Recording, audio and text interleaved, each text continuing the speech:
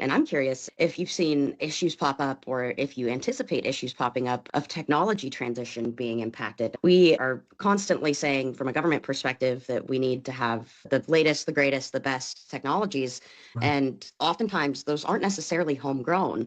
There's right. quite a lot of technology that's developed in and around Canada and in other countries that we would like to have access to, that we find that we need to be able to leverage, especially with things like the war in Ukraine going on.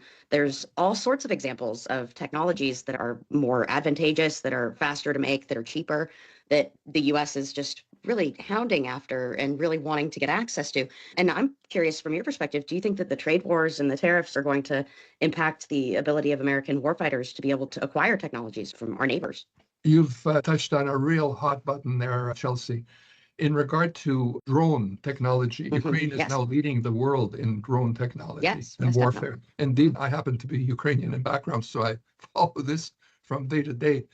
The war is completely turned upside down technologically, and drone technology seems to be having a tank stuck in a mud field somewhere is not helping people. But Right. these drones are really making a difference in the war, and Ukraine is leading the world in that technology. Indeed, some of the brains, and I've come across them, they've come through my office, some of the top guys in the field of cybersecurity, because Ukraine has been targeted with cybersecurity Oh, over and attacks. over. Even before the war, entire cities were shut down and they had to learn how to defend themselves.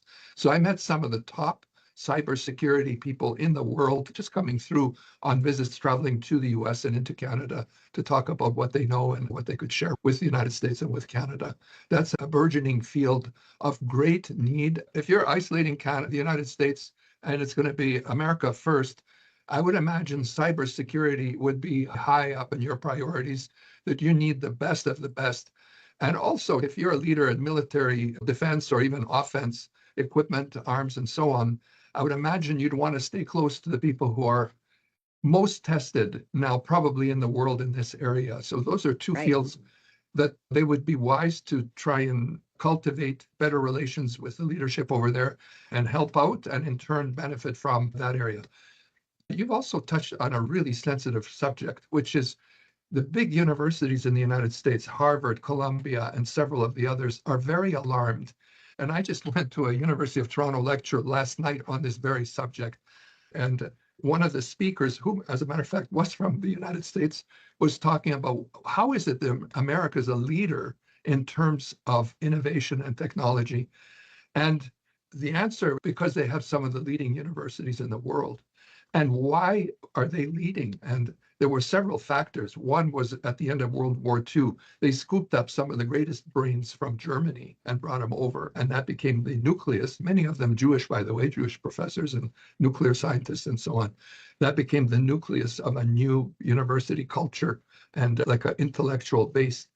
And then they started recruiting from all over the world some of the best minds in technology and physics, the key subject STEM areas, science, technology, engineering, and so on. And of course, attracts like, so you could say opposite, but attracts like in the sense that if you got some of the leading minds in the world teaching at Harvard, at Columbia, at Yale, and so on, they're attracting just by the fact that they're there, they're attracting people to come in to be with them and to develop new industries and so on. And one of the big downsides of what's going on right now is the attack on the universities has and cutback on funding in key areas of like science and medicine has reverberated not only through America, but overseas as well, and Canada, in the way of their participation in leading research in medicine and science technology.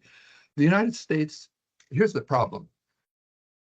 Normally, in economics, there's a principle of the division of labor and the law of comparative advantage. Two Sure. basic key ideas. One is do what you do best. Right. And the other is even if you can't do the best at whatever it is, or even if you do the best at whatever it is, if someone else can do it cheaper than you, let that person do it. The Yep. cheaper you go on to do what you're best. If Yes. you're a nuclear physicist, but you can also clean your shoes, it's wiser for you to have someone clean your shoes while you do nuclear physics, Right. making 10,000 an hour rather than $10 an hour cleaning shoes. Yes. Even though you can clean your shoes even better than the guy who cleans his shoes. But still, it's better for you to use him, and both of you benefit best. That's comparative advantage. Yes. And division of labor naturally do what you do best, and everybody benefits. America is best at entrepreneurship, at funding new ideas, getting them off the ground and into the marketplace. They're spectacular at that. They're not so good at theories, employing guys who are pushing levers to get robots to do things like that. You don't have to be a genius to do that work. But that's where we're headed in this area of technology, unfortunately, is just take the car industry, for example. Right now, why is the car industry split half in the US, half in Canada? It's precisely because of this. The United States doesn't need to be in car manufacturing. It's not an area. Okay, yes, it can be in car manufacturing, but that's not where its greatest strength is. If you want to go to car manufacturing, you're abandoning the marketplace, like the area where you have the greatest strength, and someone else is going to say China will be delighted to step in and take over. I'm sure. And India's training by the thousands, by the tens of thousands, education-wise. Last night, again, there was a guy talking about, geez, education-wise, the United States has slipped down. I think they're 15th or 16th in the world. And it's just a matter of paying attention to these basic economic realities. So this tariff situation, let's put it this way. Guys are trying their best. They're doing their best. They believe what they're doing and so on. Okay. You try, like in business, I have been through this, I'm sure you have to. You try something, you try, it's not working, it's not working, it's not working. Finally, you say, this is not meant for me. Yes. I'll just show you one example. See that thing up there? Okay, that's a Toastmasters. I'm a distinguished Toastmaster. Okay. Yeah. For 35 years, I went to Toastmasters meetings once a week, a club meeting where we learned how to make verbal presentations. 35 years. After 35 years, I finally became a distinguished Toastmaster, which is the top of the line. Sure. But the world didn't want me to give verbal presentations. No, Andy, that's not where you belong. You belong writing. I ended up being a Forbes contributor. I've been a Forbes contributor for 10 years. And before that, I was a UN correspondent in New York. That was the world telling me, no, not right now. We don't want you there. We want you over here. And that's what the world is telling us. To me, it said, despite 35 years of trying, you got to go over here. There's a moment when you're flogging a dead horse and you realize, oh, son of a gun, it's just not working. Yeah. That's when you have to reflect, maybe be humble, withdraw, regroup, and charge again in a different area. I think that's where we're at right now.